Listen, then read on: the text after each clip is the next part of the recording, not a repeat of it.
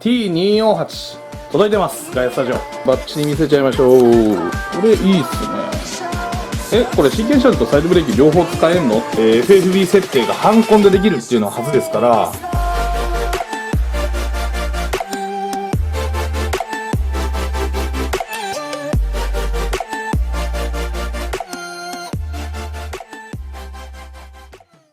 どうも、ガイアファクトリートルト桃です。 T248 届いてます。ガイアスタジオ。さらに今回は今までちょっと紹介できてなかったスラストマスターのですね、シーケンシャルシフター&サイドブレーキのスパルコモッドという商品も、届いております。サイドブレーキは、スラストマスターで唯一の商品と、今回はこの、商品ですね T248 と、サイドブレーキモッド徹底解説といきます。で、今回はですね、いつもお世話になってるデイリーショップさんから T248 と、スパルコサイドブレーキモッドを提供していただきました。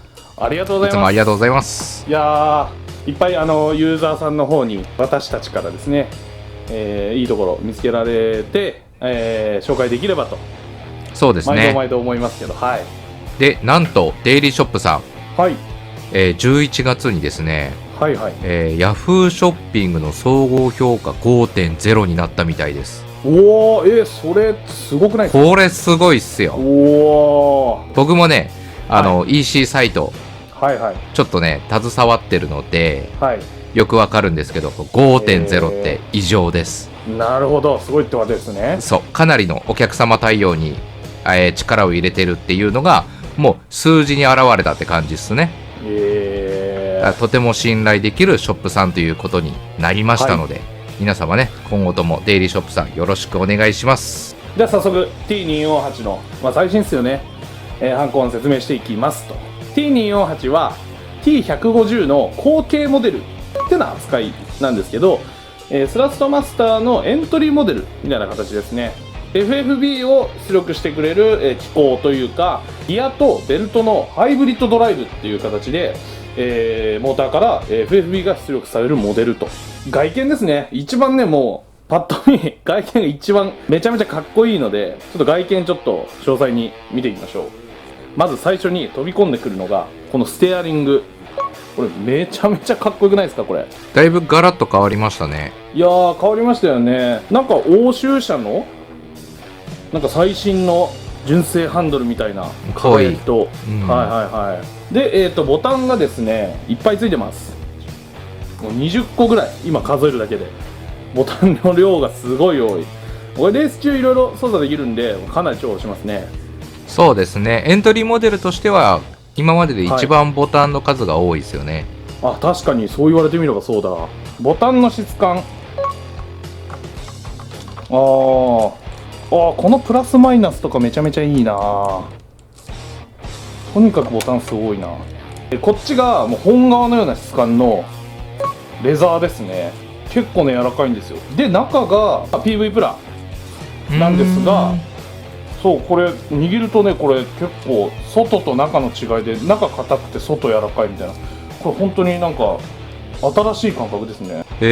なんかパンケーキみたいだね。パンケーキってハンコっすよで、パドルシフトがですね、これは初です。パドルシフトマグネットです。なんと最近マグネット流行ってますからね。はい、高級モデルに多いマグネットパドルなら質感はほらこの音、コクコクみたいな音どうですか？うるさいとかそういったのないですか？そうですね、入力の時はコクって感じですけど、戻りの時に、ちょっとパチッという音が出る感じかな。で、これですよ、これ初です。これもディスプレイですね。ここちょっと違う画面に出しますが、こんな感じで、電源入れるとディスプレイが表示されます。で、ディスプレイにはいろんな、モードですねだったり、表示機能ありますんで、これはちょっと、後半に詳しく説明しますので、まずディスプレイがついてるモデルということ。すごい高級感ある。高級感ありますね。もうディスプレイだけで全然、初だからやっぱりちょっと違うよな今回。で、ユニットですね。これ後ろちょっと、こう台座上げてありますが、ユニットねかなりちっちゃくなってるんですよ。ハンドルより全然ちっちゃい。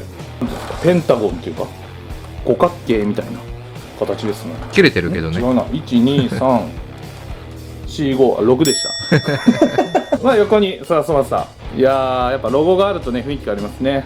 取り付け位置ですね。ちょっと反転させましょうか。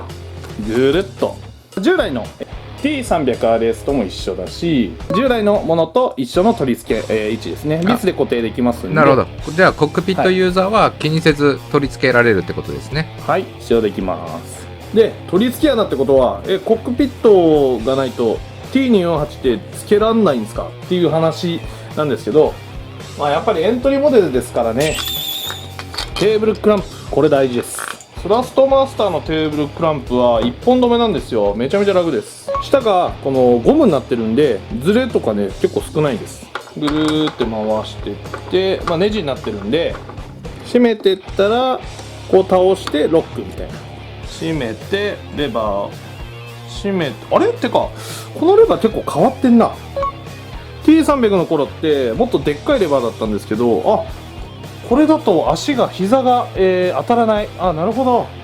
あ下のスペースが結構広くなりましたね。あそういうところも改善されてるのか。今つけた状態なんですがもう動かないですね。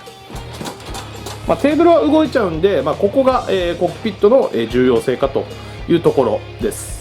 でここですね。ここに、電源 USB にタイプ C なんですよ。ほらああ、新しい、タイプ C ね。ここがペダルと、でまあ他のアクセサリーも、付けられますね。まあ、本当にそこにあるハンドブレーキとかで、これが、スラストマスターのエコシステムっていって、まあ、いろんな、機器あるんですが、それを、ハンドルコントローラーに入力して、ゲームの中に認識できるっていう、もうそれもいろんなオプションパーツあって、いろんな年代のオプションパーツあるんですけど、ほとんど認識させられるんで、レースゲーム、シミュレーターユーザーすごい重宝しますよね。でステアリングはまあこんな感じ、外見はですねこんな感じと。で、ペダルですよ。ペダルこれ従来の、付属の、ペダルと結構変わってます。以前も言ったけどTLCM に形がすごい似てますね。めっちゃ似てましたね。やっぱり形まあ一緒ですよね。一緒でそのまあ動きも、動く量も一緒です。アクセルとクラッチは多分 TLCM と硬さ一緒だからこれいいっすね。アクセルに対して、クラッチがちょっと重い感じ、まあ強化クラッチじゃないですけど、まあ、そんな感じで、ブレーキですよ。ブレーキはですねこれ、バネで、硬さを、まあ、表現してます。でなんとセッティングパーツがですねついてきてて、明らかにこっちより硬いんですよ。硬いバネを硬さ変えられるわけですね。はい、そうですね。まあ2種類、バネを交換できると。自分の好みにどちらかの、硬さをチョイスできるということ。ブレーキ自体は、ロードセルではない、はい、違う。はい、そうです。これ全てマグネットセンサーになってます。マグネットセンサーって何ですかっていうと、どの位置にこう磁石があるないかっていうのを判断して計測してるので、マグネットっていうことは非接触なんですよ。なんで摩耗してないんです。従来品よりは摩耗しにくいかな、はい、そうですね。従来はボリュームなんでずっと接触してるんで、マグネットの方が全然摩耗しないですね。ブレーキのペダルプレートなんですけど、はい、まあ、これはですねポジション変更ができるようになってると。まあ、クラッチだったら左右にここから1箇所2箇所左右に1個ずつですねずらし、ブレーキもそうですね。でスロットルはこれを上に持ってきて、上でつけるか左右でずらすかと、まあ、結構調整幅があります。なんでヒールトゥーするときとかアクセルが下にあった方がいいんで、こういう動きですねっていうのはアクセルを下に持ってきたりとか、確かに、はい、自分で設定すると。あとは傾きも変えられます。ここちょっと分かりますかね。プラスチックのスペーサーが入ってるんですが、ちょっと角度ついてます。これ反転させるとペダルがもうちょっと立つっすね。こういう風に起き上がる。あ、反転できるんだ。反転できます。全ペダル変更できると。これ取り付け穴はどうですか？はい、取り付け穴見せましょう。取り付け穴は、従来の付属ペダルだとここら辺に1箇所2箇所で2点止めだったんですよ、はい。で2点止めだったんで結構ね踏むとぐにゃみたいなってなっちゃう部分があったんで、今回から4点になってます。1234ここですね。うん。でここにも5点が空いてるんですよ。5点はあんま使わないかなって感じ。全部で5点は空いてて基本4点止めで4点止めると、4点で止まってるんでもう動かないですよねこれね。これ従来のコックピットにペダルをつけてる人たちはつくんだろうか。TLCM と同じなんですよ。TLCM と同じなんだ。はい、一緒なんで、コックピットメーカーさんが TLCM に合わせて穴開けてきてるんでつくメーカーは多いです。じゃあユーザーは TLCM がつくかつかないかで T248 を選択できるかどうかが変わってくるってことですね。そういうことですね。いやー素晴らしい。そういうことです。でつかないってなるとオプションパーツ TLCM 用のオプションパーツもあるし、あとは自分でドリルで穴を開けるっていう形になると思います。ステアリングユニット部分をですねちょっと詳細に説明しましょうか。FFB のパワーがですね T150 から、70% の向上を見せてるということですね。70% って結構倍近いから、結構すごいね。そうですよね。結構パワー上がってるのかな。で、FFB の源ですね。FFB の源っていうか FFB って何よっていう、ユーザーさんいると思います。エントリーモデルですし、FFB っていうのは4スピードバックの略で、例えばレース中縁石に乗りましたと、右側、タイヤがガタガタガタガタガタ、これ FFB です。であとは、ドリフトですね。ドリフトした時に、左側にドリフトする時に左に切り込んで右にカウンター当てる時にセルフステアリングがシュルシュルシュルみたいな、これも FFB です。 FFB の説明としてはそんな感じです。で電源ユニットですね。さあお見せしちゃいます。これ結構皆さん気になるところかな。結構ちっちゃいね。もうほら手のひらサイズです。出力が 48W ですね。48W っていうと、T300 の半分ぐらいかなの、出力となってますね。T300、500、TGT とかのユーザーって、実写ハンドルに交換できるモッドって出てたじゃない？公式ではないけど、で、結構ドリフトするユーザーって、実写ハンドルつけてたりしてたんだけど、今回は、エントリーモデルなんで、今回はちょっと取れない感じですね。なるほどね。交換に関しては、中ばらさないとですけど、ちょっと難しいかなって感じですね。なるほど。ビスもないし、ここに。純正でフォーミュラーリムとか出てるやつも、今のところは対応してないってことになるよね。そうですね。T248 は、このステアリングで、プレイしてもらうっていう形になります。なるほど、わかりました。はい。で、ガイアファクトリー毎度のごとくですね、ハンドルコントローラー、ガイアスタジオに届いたってことは中身ちょっと見て分解しちゃいます。それは走行インプレッションが終わって後半にカバーを当てる動画をちょっと盛り込もうかなというところです。でお次はですね、今回、レビュー全然できてなかったんですがサイドブレーキも来ましたので、サイドブレーキのちょっと説明インプレッションします。はい。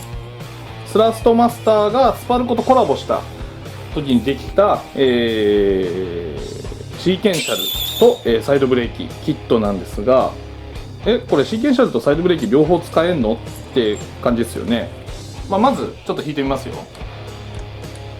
これ、前に動かないんで、これがサイドブレーキ状態ですね。引き後ろもね結構いいです。硬いしなかなかで、六角レンチを用いて一応サイドブレーキキットの中にも、工具が同梱してますね。ここに、よく見るサイドブレーキのマークとこれシーケンシャルの SEQ ですねがあるボルトがあるんですけど、ここ緩ませます。緩ませてシーケンシャルの方にカチャンカチャンと。このサイドブレーキキット結構ロングセラーなんですよね。そうですね、昔からずっと売られてますね。よし、これでシーケンシャルモードになったんでちょっと操作してみましょうか。プラスでマイナス、ああこんな感じだ、ラリーゲームプレイする方とかすごい重宝しそうですね。結構意外にスコスコって感じじゃなくて、まあまあトルクかかってますね。へえ。みたいな形で、ここが、ボタンで変更するみたいです。シーケンシャルモードと、サイドブレーキモードみたいな形ですね。まあこれプレイステーションユーザーとか XBOX ユーザーだと、はい、ドリフト、ダートラリーとか WRC とかっていうゲームをする方には、はい、重宝してする商品だし、もともとずーっとなんかね、デイリーさんでもねずっと売れ続けてるらしいんですよ、これ本当ロングセラー商品みたいで、売れ続ける理由がそうあると。僕らが普段やってるようなPC ゲームシミュレーターっていうカテゴリーだと、まあいろんな選択肢があるんですけど、はい、やっぱりコンシューマー機は、基本的に外付けのね USB サイドブレーキっていうのは使えないんで、対応してるサイドブレーキってなると、スラストマスターのこのスパルコサイドが、必要になってくるっていう感じですね。はい、他見当たらないですもんね。見当たらないね。まあ、なんで対応してるかっていうのをちょっと説明しましょう。これ入力ケーブルあるんですが、ここから USB になるケーブルっていうのがついてます。それで PC に USB で挿すんですが、スラストマスターの場合エコシステムですね。エコシステムでこれですよ、この端子で、この端子は何かっていうと、こっちがここに刺さると。でこっち側はハンドルコントローラーに、入力ができるんです。でハンドルコントローラーに入力できると何がいいかっていうと、PS4、PS5、Xbox ですねに対応していれば、サイドブレーキをハンドルコントローラーに入力させると、そのハード機でですね使えるんです。サイドブレーキが USB だとね認識しないんですよ。そこがエコシステムのすごいいいところ。そうっすね。はい。でさらにですね、このサイドブレーキ結構面白いです。ここちょっとこれ緩ませてポジション変更ができると。長さ変更ですね。ショートからロング。それサイドに使ってる人ロングにして、シーケンシャルに使ってる人ってショートにして、それで2個置いてる人よく見るよね。あー見ますね。まあボルトを抜いて、まあ、ちょっと調整するともっとね長くできちゃうという感じですね。まあ、かなりここの、調整幅はあります。でさらに追加のブラケットがついててですね、これもめちゃめちゃ面白い。このパーツを、使用することによって横引きね。そうなんですよ。で中がスカスカになっちゃうんで、これ強度保つためにスペーサーも入っててすごい優秀。横引きのサイドブレーキにもなっちゃうと。ちょっと引いてみましょう。おおいや動きもいいな。動き方もこのサイドブレーキ1個で、まあ3通りですか。シーケンシャル、縦引きサイド、横引きサイドというところが2個変更できるというところで、ちょっとここもあったんですよね。ここ見てください。ここぐるぐるって回してきます。ぐーっとまたここでも延長できると。ここは工具を使わないんで、コックピットに設置した状態で、もうちょっと高い方がいいなとか、もうちょっと長い方がいいなっていう場合にすごく重宝します。これストロークも増えますよね。ほらこんな感じにすごい。で、取り付けは下ですね。下の12348箇所と、これ横止めもできるんですね。123箇所で、こっちも123箇所で、M6 ですねで止められるようになっています。これだいたい今国内で売ってあるコックピットって、このスパルコのサイドブレーキキットは結構対応されてるメーカー多いんですよ。海外もそうなんですけど、スラストマスターのスパルコ用の穴っていうのは大体開いてます。やっぱロングセラーな商品なだけ、やっぱコックピットもコックピットメーカーもそうですね、そその穴をちゃんと作ってあるっていう、それだけ汎用性の高い、取り付けも、操作も汎用性の高いそうですね。はい。じゃあそうですね、ハンコンをコックピットにつけて実際に走行レビュー行ってみましょうか。今コックピットに取り付けてる最中なんですが、この配線をまとめるこのマジックバンド、こういうところもね、ほらこんな感じでまとめられるんで、すごい重宝します。こんなのもついてますね。ちょっとですね、今コックピットに、全て設置したんですが、ちょっと補足があります。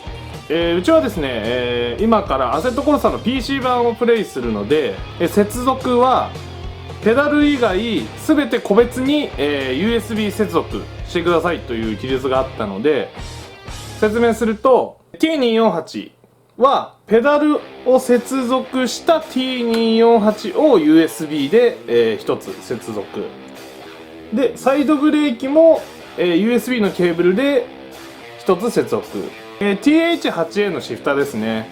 TH8A のシフターも1つの、USB で接続という形が PC でのプレイでの、この設備、ハンドル、ペダル、サイド、シフターの接続方法ですね。で、プレイステーションはどうなるんですかっていうことなんですが、エコシステムって言っても S 端子みたいな、端子がついてたと思うんですが、それはステアリングコントローラーに1つしか刺さらないんですね。1つだけなんで、プレイステーションの場合はサイドブレーキをステアリングに入力させてあげます。それはエコシステムでつなぐ S 端子みたいな、端子、こちらですねを T248 の方に接続して、 T248 を USB でつなぐと、ペダルもつながってるんで、ペダルとサイドを T248 で USB でプレステに接続すると。 TH8A ですね。 TH8A は USB ケーブルを使用して USB でプレイステーションの方に差し込むと、それで認識するらしいです。個別でね、個別で認識するらしいです。プレイステーションに接続する場合はその通りにやってもらえば接続ができます。プレイステーション4の説明だったんですが、 T300RS 機種もあるんですけど、それがプレイステーション5に対応したんで T248 も対応すると思います。はい、もともと対応機種という風に謳ってありますんで、今ちょっと実験はないんですが、このサイドブレーキも対応すると思います。で、サイドブレーキ、これちょっと、サイドブレーキに関してはこれは、TSS ハンドブレーキプラスってやつですね。で、プラスがついてない本当に似てる同じサイドブレーキがスラストマスター売ってます。パッケージの箱持ってきたんですけど、このプラス、これですね、 TSS ハンドブレーキプラスっていうのがプレイステーション対応ということなので、このプラスついてないやつだと PC 用になるみたいです。それがちょっと補足の説明ですね。はい、じゃあ走行の前にですね、ディスプレイのこの表示ですね、そこで一番面白いところ FFB の、セッティングをいじれたりっていうことができるんで、ちょっとそれ紹介していきます。何ができるかっていうことですね。まずこのモードっていうボタン、ここですね、これを押してもらうと、セッティングモード入れます。まず FFB 出てきたんですが、一番上からまずはこの PSPC って書いてあるんですけど、今、パソコンでやろうとしてるんで PC ですね。例えばこれを PS5、PS4 ってあるんで、自分が使いたい、ハード機に、設定すれば、そのハード機で認識させることができると。で、下の項目 About、 ここがですね、ファームウェアバージョンの確認、今 1.84 って見えましたけど、今は、最新バージョンが 1.84 なので、ファームウェアのバージョンが 1.84 と。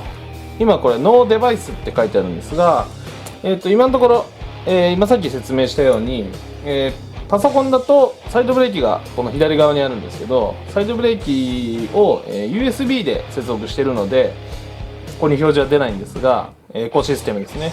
それをすることによってここに TSS ハンドブレーキプラスっていうのが、表示が出ます。何が接続されてるかっていうことなんですが、それが出ますね。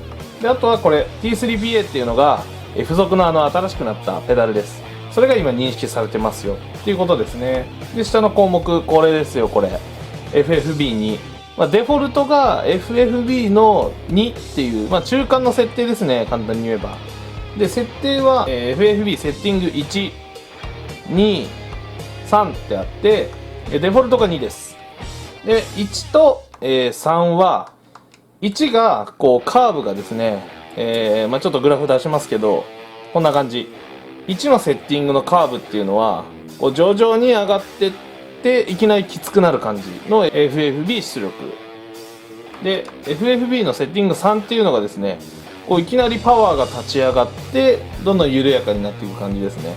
簡単に言えば1が弱くて2が中間、3がですね、FFB が強いっていう簡単な設定だと思います。例えばパソコンだったらゲームの設定で、この T248 に入力させる FFB の設定をいじれる。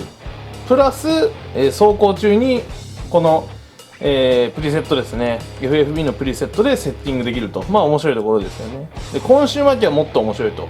入門モデルでこの4スピードバックの設定ができるのって初だと思うんですよね。例えばグランツーリスモとか、GT スポーツかな、 GT スポーツで例えば FFB の設定が7項目ぐらいあったと思うんですよ。1から7強さみたいな。そこをとりあえずゲームの方で、設定して、じゃあ自分こんぐらいだったなみたいな、それの味付けをコースに入れて最終的に FFB1 だったりちょっと弱めにしてみようかなとか、3だったりちょっと強めにしてみようかなっていうので4スピードバックの設定できるんで、これすごい面白いところです。でこれ、うちは今アセットコルサでテストするんですが、ちょっとこれも踏まえて、テストしていきますので、お楽しみにと。で次の項目いきますか。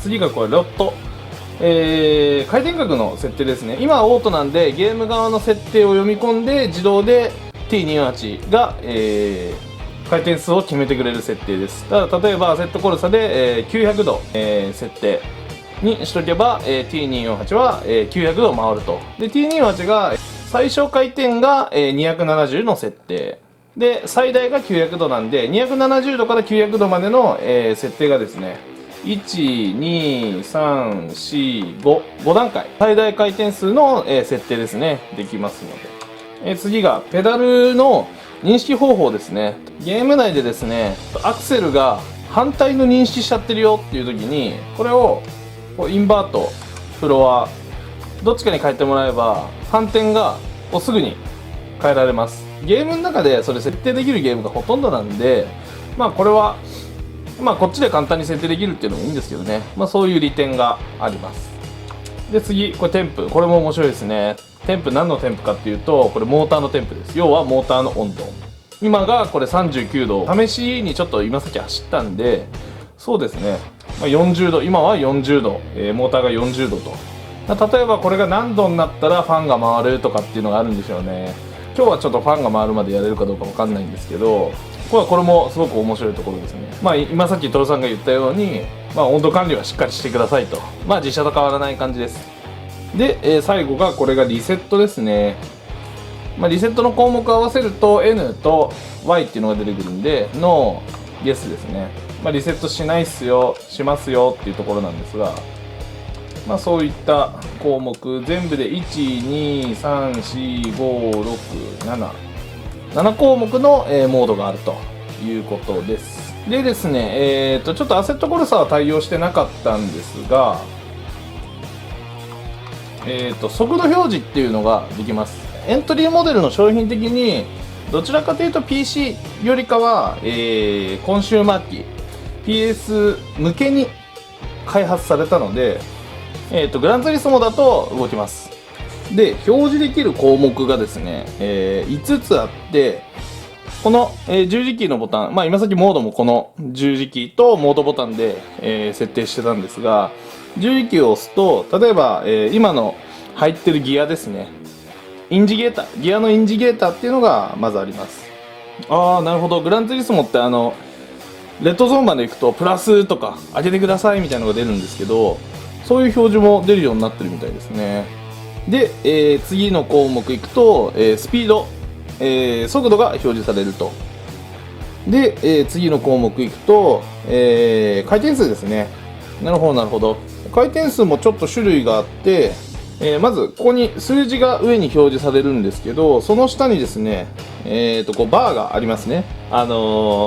エンジン回転数によってこうバーが増えていったり、っていうのが右から行ったり左から行ったり、センターからこういう風にバーが行ったり、端からこうバーが重なっていくようになったりとか、そこら辺の設定が5種類できるみたいです。で次はポジションですね。今何番手走ってるんだっていう表示もできると。で次が、タイム、ラップタイムですね。その週のラップタイムとか、ベスト、前の週の、ラップタイムとかを表示できるようになってるみたいです。ちょっと今グランツーリスモないんでちょっと試せないんですが、そういった表示ができるんで、ここ結構面白いですね。でもそういうことを考えるとやっぱコンシューマー向けの、ステアリングコントローラーなのかもしれませんね。なことで、設定はとりあえず特に設定をしないと走れないっていうのはないんで、このまま、デフォルトのまま認識させてですね、アセットコースの中に入っていきますと。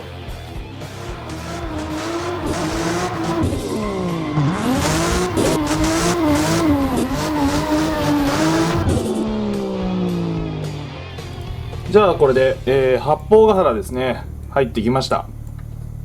さあどういう FFB フォースピードバックを見せてくれるんでしょうか。止まってる感じどんな感じですか？そうですね、やっぱギアなんで結構ちょっとゴリゴリって感じですけど、ベルトとのハイブリッド、ドライブなので、若干ゴリゴリ感が軽減されてるかなと。FFB もですね、確かに150っていうエントリーモデルよりかなり強くなってる感じですね。確かに 70%FFB が上がってるっていうのも分かる気がします。アセットコルザ側のセットアップはある程度ちょっと煮詰めたって感じなんだね。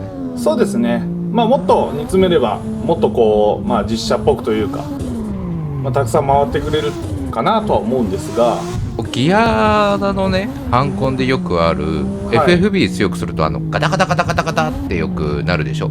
根本的にちょっと FFB がエントリーモデルなんで、弱めの設定ってことですね。なんでゲーム側は強くしてるんで、ちょっと過剰なところで出てきちゃうところはあります。ちょっとセルフステアに完全に頼って、投げるハンドル操作っていうのをまずしないで、ドリフトいってみます。一応セルフは引いて、シュルシュルハンドルはできると。ただ、ハンドルの形状がですね、D シェイプなので深淵じゃないんですよね。ちょっとやりづらいかな。そうですね、ちょっと引っかかる感はあるんですけど、軽く触ってればこう山を越えてくれるかなと。なんか見てるとやっぱり923とすごいそっくりだよね、動きとか、段差越えた時のその表現力というか、見てる感じでもそんな感じするけど、両者エントリーモデルだから、もう本当に同じぐらいって感じ。そうですね、同じぐらいですね。ロジクールと比較するんであれば、液晶とか、あとはハンドルの高級感ですね、そういうところが違うかな。あとはあれかな、今使ってるけどスパルコのサイドブレーキモッド、これをプレイステーションで改造しないで使えるっていうところでユーザーの選び方が変わってくるかもしれないね。随分変わりますね。じゃあちょっとセッティングしてみましょう。FFB ですね、今、2が FFB セッティング2っていうのが、デフォルトなんで、FFB セッティング1に変更してみます。FFB1 の方は、カーブですね、FFB の立ち上がるカーブがちょっと、緩い感じです。本当だ、ちょっと弱いかな、当たりが。でも強い FFB に、弱い FFB がかき消されないセッティングって言えばそういうセッティングなのかもしれませんね。でも随分変わるな。これセッティングできなかったコンシューマーキー、今回、この T248 っていうのが、エントリーモデルとしては、FFB 設定がハンコンでできるっていうのははずですから。そうアセットコルサとか PC ってファイル書き換えちゃえば、実際ねぶっちゃけどうにでもなっちゃうんで、どうにかできちゃうんですけど、一番すごいのってコンシューマーで設定変更できるのが、今回一番面白い、設定項目かもしれない、ハンコンの中で。まあマイルドな、味付けの、セッティング1ですね。次は、FFB の設定を2がデフォルトだったんで3、今さっき1ですね。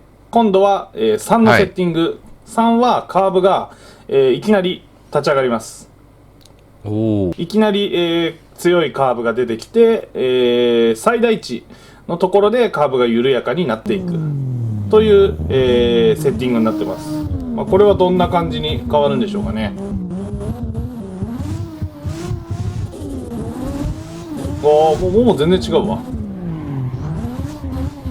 初期段階、セルフが当たる初期段階がゴッっていう感じで強い。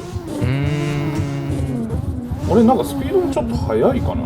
スピード速いっていうより初期段階の反動が速いせいか、セルフが当たり始めが速いからさっきよりスムーズだね、走りが。でも細かい FFB っていうのはやっぱり強い FFB にかき消されちゃってる感じはあるかな。なるほどね。ちょっとモータースペックが弱い中で4スピードバックを表現してるので、まあ、ちょっとそこら辺、強い設定にすると、弱いところと強いところの強弱っていうのが、まあ、ちょっとつきにくくなるっていうところがありますね。エントリーモデルはなんでこんなまあ弱いのかというか、まあ、やっぱり、まあ、家族で楽しみたいってところがありますよね。そうですね、やっぱお子さんってなってくると、まあ、うちでたまにやってるダイレクトドライブ、あれはね触らせらんないっすね。触れないし、それこそ僕らが設定してるそのグリップ用の設定って、普通に握ってるだけでも多分一周するのしんどいのかなと。だからまあ怪我じゃないですけど、まあ、そういうところも考えて、まあ、全員が全員楽しくそうですね、プレイできるような、まあ、味付けになっているっていうところをまあ踏まえて、欲しいっていうところも、まあ、ちょっとあるんですが、あとはペダルとセットっていうのがねどうしても出てくるかも。ダイレクトドライブになるとペダルも別売りなんで、ほとんどが高額商品になっちゃうんで、まあ、やっぱり入門モデルってなると全部できる状態で購入できるっていうところがユーザーさんも簡単なところなのかなと。そうですね、多分これもねドリフトはね、目的としてないと思うんですよ、あんまり。確かにハンドルの形状だったり、やっぱグランツーリスモでより、レースを簡単に楽しめるようにって多分開発されてると思うので、でも後々グランツーリスモからアセットコルサでもハンコはもう持ってますっていう人はそれなりに楽しめるよっていうことでね紹介できればなと思ってたんで、じゃあ次はですね、デフォルトの設定 FFB2 に戻して投げてみます、ハンドル。まあ、よくギア系の、ハンドルコントローラーでやる技なんですが、まあこれ実写でもやりますからね。まあそうですね。まあ、人間が意図的に、セルフステアを早めるためにハンドルを投げています。こんな感じで。どうですか、投げた時引っかかったりしやすそうじゃん、ギアって。モーターが弱いんで反発する力もそんなないんで、意外に投げさせてもらえる。投げさせてもらえるんだ。それだったらもらえます。やっぱさっき言った通り全然楽しめる範疇にはあるんだね。そうですね。まあここもちょっとセッティング次第になっちゃうんですけど、まあ、投げさせてもらえるセッティングができるのであれば、ゲーム側設定ですね、まあ、ガンガン投げて、まあ、このレベルで走れてれば、まあ、追走なんかもできそうだよね。ももちゃんぜひこれ最後にねアセットコルサ側のちょっとセットアップを、画面いっぱいで最後皆さんに出してください。了解です。で、サイドブレーキもですね今回、TSS ハンドブレーキ、使ってますけど、これもやっぱりいいですね。引きやすそうだしスムーズそうで、まあやっぱりオンオフタイプじゃないっていうところがまあ一つ、ボリュームタイプなのでちょっと引けばちょん引き、前回引けばロックみたいな形で操作できますし、まあまあなトルク感で引けてるところもありますし、ストローク量もですね、結構実写な感じのストローク量もあるし、弾き方も結構いいんですよ。ガヤファクトリーグランツーリスモ時代にこれちょっと欲しかったね。いやーめっちゃ欲しかった。もうずーっとね、悩んでたりますね。ボタンで無理やりこうサイド引いたりしてたもんね。はい、っていうのもあるし、あそこに来ちゃったっていうのもあるそうで、こんな感じで、ドリフトレビューはこんな感じでしょうか。ここで次はですね、グリップの、インプレッションいってみようかなと。ニュルキタでいつもの BMW ですよ。この車両もなかなか難しいんでね。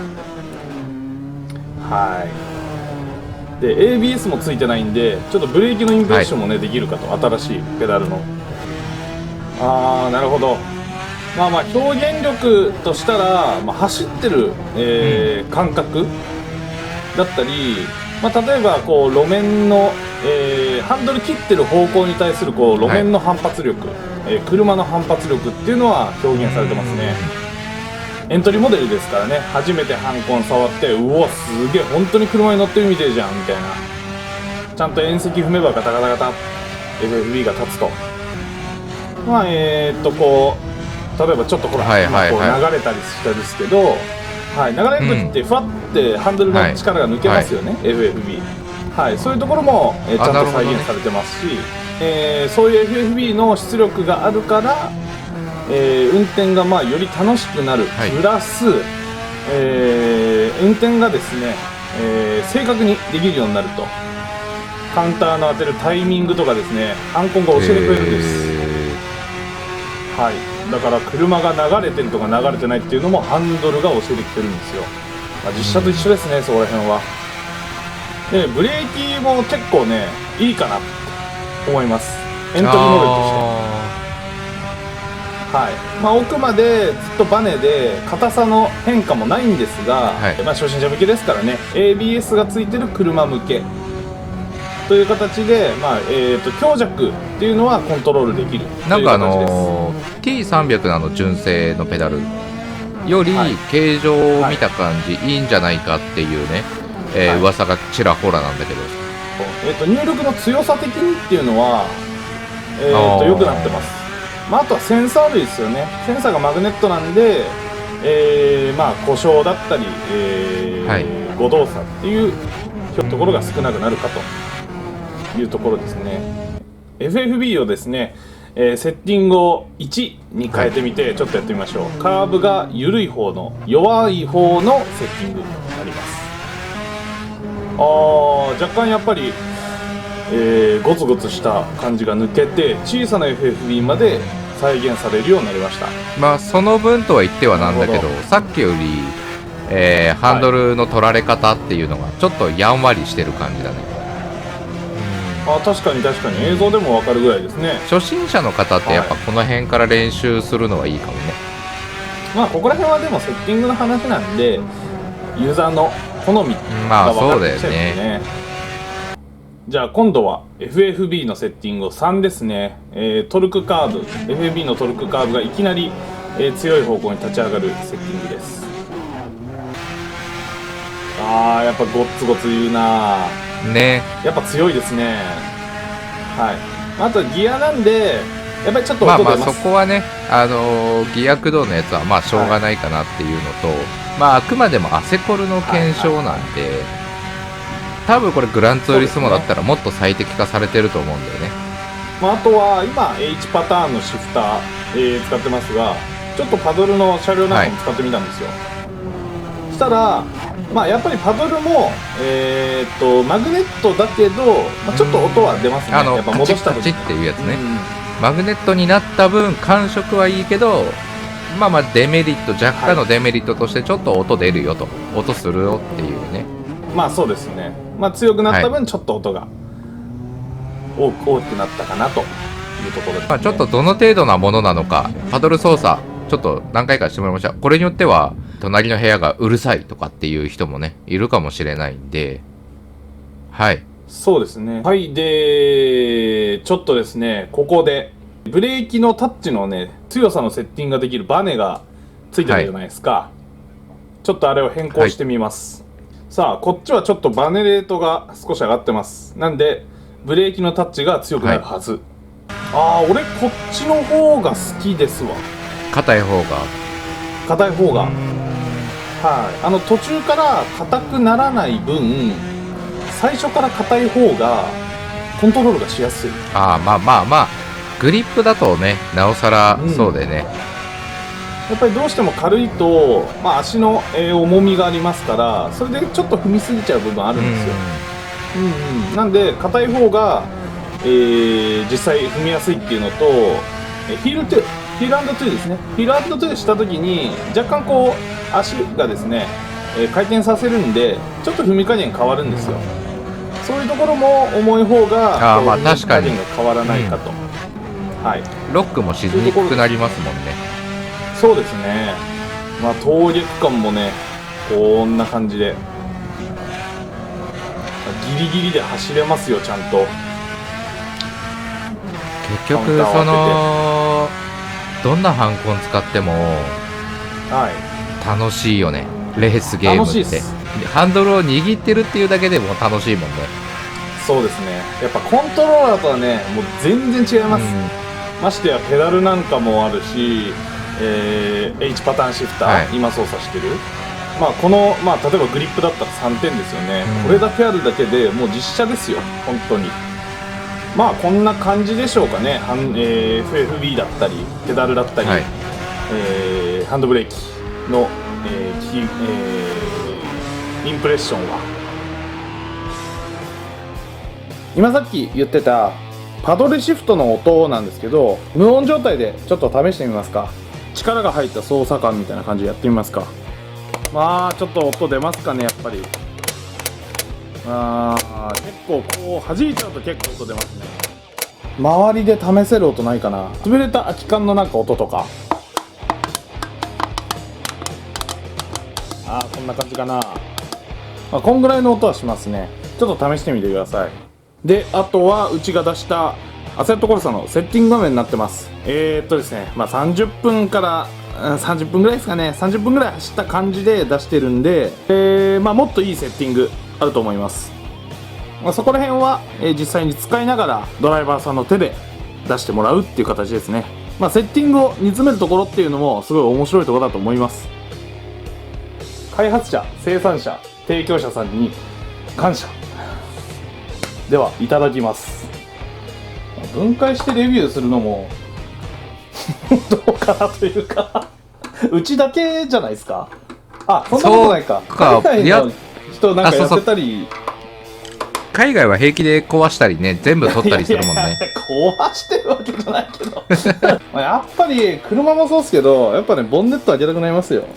そうなる桃自身もですね、もうあれこれ20年ぐらいハンドルコントローラーと戯れて、そうだな、もう相当な数分解してますよでもね、やっぱね、このハンコン周りって結局車好き、モータースポーツ好きが触るもんだから、これはね、実車と一緒で改造したくなる。そうなるんですよ。最終的にはやっぱそうなるんです。では、ビスが全部ですね取れました。相当なやっぱビス入ってるんでね、開けるのはやめた方がいいかなと。じゃあカバーが開きます。じゃあ掛け声どうぞ。3、2、1開封ということで、めっちゃコンパクトやな。それ一番上についてるの何？ファン？これはファンですね。ここで FFB とか、コントロールしてると。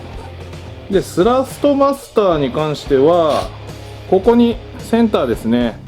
センターに、モーターがついて、ここを見るとダイレクトなんですよね。ここだけ見ると。こっちがあれかな。こっちが FFB 入力で、こっちもどうなんだろう。どういう風になってるのか、さすがにどれがどうなってるかっていうのはわからないですけど、こっち側の、メインなんかな、軸のモーターの方にここに、マグネットのセンターを読み取る、センサーがあります。これもしかしてサーモか。サーモだ。ということはモーターの温度上昇に合わせてファンが回ってくれると。なるほど。じゃあ静かにプレイできますね。あとはどれぐらいでファンが動き出して、ファンが動いた時の音もちょっと気になるところだよね。あ、そうですね。まあ温度表示があったんで、今さっきのディスプレイで、はい。はい、そこでまあ何度になるかっていうところですよね。うんそういうところもちょっと面白いかも。メーカー側として温度表示ディスプレイに表示させてきたってことは、はい。熱対策っていうわけじゃないけど、いくら熱対策をしたとしてもやはり、ある程度の温度いったら、休憩してくださいね、それで少しでも長持ちさせてくださいねっていう意思表示なんだろうね。そういうことだ。うん。ここに風の通る穴が開いてるんですね。ここですね。上面はカバーに、ファンの上に穴が開いてあるんで、ここから、風が通って、冷却と。ハイブリッドドライブって何がハイブリッドドライブなんですかっていうところなんですが、ちょっとね、ここを分解するの、ハンドル多分取んなきゃダメなんで、ちょっとこれで見せたいんですが、わかるな。こっちのモーターは、これ文字わかりますかね。これベルトなんですよ。これがベルトで伝わって、それがこっちのギアに伝わる感じですね。で、このギアとベルトだからハイブリッドドライブなるほどね。ということで、T150 の時代からですね、ある機構なんですが、今回は 70% の上昇を見せたと。中に関してはそんなところでしょうか。はい、じゃあいかがでしたでしょうか、インプレッション。今回はですね、T248 最新ハンコンですね、スラストマスターの、それと TSS ハンドブレーキプラスですね、ここの、レビューをしてきたんですが、T248、エントリーモデルとしてですね、スラストマスターから登場して、インプレッションしてる中でですね、初めてのハンコンユーザーさんだったり、それこそ、プレイステーションでグランツーリスモとかですね、プレイしているユーザーさん、パッドとかでですよ、コントローラーとかでに、うってつけのものではないかと。運転が楽しいです。もうやっぱりそうですね。T150 はいの、後継機っていうこともあって、はい、初心者の方から十分楽しめるんじゃないかなと思いますね。あとは、プレイステーション XBOX、その辺でもっと多分最適化されてると思うので、はい、アシスト付きとかね、そういったものでもまた変わってくるので、はい、おいおいね、またレビューできたらなとは思いますよね。で、あとは TSS ハンドブレーキプラスですね。こちらも、まず、エコシステムで、T248 だったり他のハンコンに接続できてコンシューマー機で使えるプレイステーションですね。で使えるっていうことが一番のメリットかなと。ないですから、やっぱ改造しないで使えるっていうハンドブレーキっていうのは。そうですね。価格帯もそうですからね。はい。でハンドブレーキって言ってますけど、シーケンシャルもですね、ラリーストの方々、シーケンシャルで、ラリーカーみたいにこんな感じでですね、モードにもできるということ。はい、あとは自分なりにこうセッティングできるっていうところもすごく面白い設備でした。で今回、提供していただいた、デイリーショップさん、いつもねお世話になってるんですけども、お世話になってます。今回もですね、この T248、ガヤクーポン使えます。おー、使えますか。また概要欄の方に、デイリーショップさんのリンク先と、クーポンコードですね、貼っておきますので、ぜひね使って少しでも安く購入していただけたらと。でそれとですね、デイリーさんから、今回 T248 が、久々の、新型のハンコンということで、そうですね、問い合わせだったり、入荷時期だったり、結構ねいろいろバタバタとしてるそうなんですよ。で今現在もこの動画上がった時もまだ、売り切れになってる可能性が高いとおっしゃってました。なのでちょっとね、まだその発売時期、入荷時期、そういったものがまだちょっと未定なので、随時、売り切れになってる場合はぜひ、デイリーショップさんにね問い合わせくださいってことでした。問い合わせはデイリーショップさんの、URL 貼ってありますので、そちら踏んで、公式オンラインショップの方から、お問い合わせ欄の方へ問い合わせをお願いします。はい、お願いします。ガイファクトリーはですね、こう最新機種だったり、今後もですね、たくさんのレースゲームシミュレーター用品を、ご紹介したいと思います。これまで、レビューしたゲーム周辺機器の再生リストも、概要欄に貼ってありますので、見てもらえると、いろんなことがわかるかなというところです。ここがね、もう一番問い合わせが多くて、週末になるとね、本当に1日数十件とかね、僕出張から帰ってくると100件とか溜まってるんですよ。もう皆さんね、機材に関する質問が殺到してるんで、まずその周辺機器の再生リストから見てある程度は分かるので、ぜひね見てからお問い合わせいただければと思います。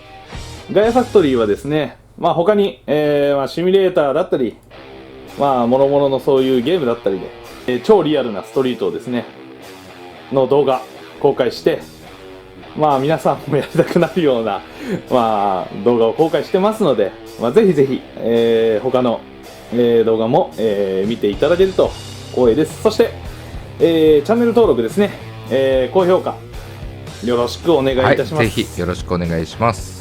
それではガヤファクトリーでした。